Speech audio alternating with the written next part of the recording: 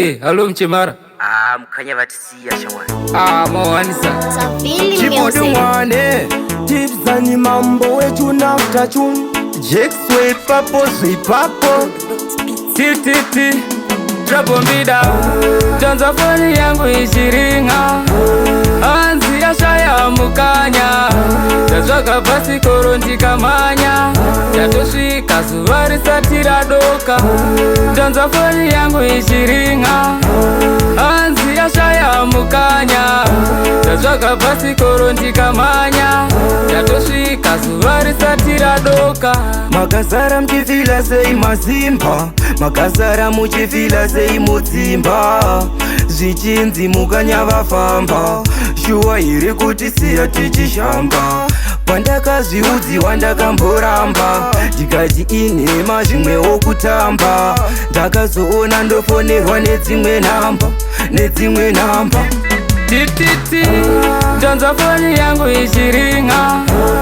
Anzi ashaya mukanya Tazwaka basi koronti kamanya Yatoshika suvari satira doka Tanzafoni yangu ishiringa Anzi ashaya mukanya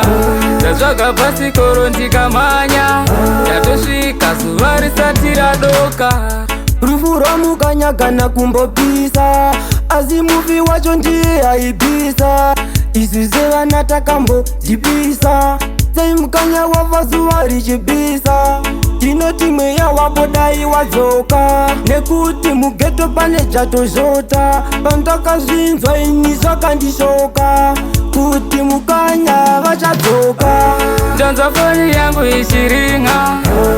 Anzi ashaya mukanya Tazwaka basi koronti kamanya Yatoshika suvari satira doka Tanzafoni yangu ishiringa Anzi ashaya mukanya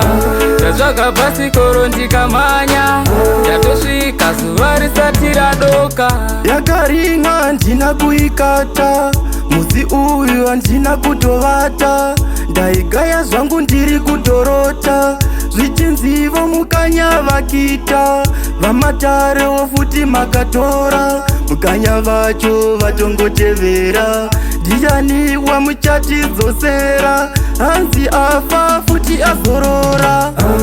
Tanzafoni yangu ishiringa Anzi ashaya mukanya Tazwaka basi koronti kamanya Yatoshika suvari satira doka Tanzafoni yangu ishiringa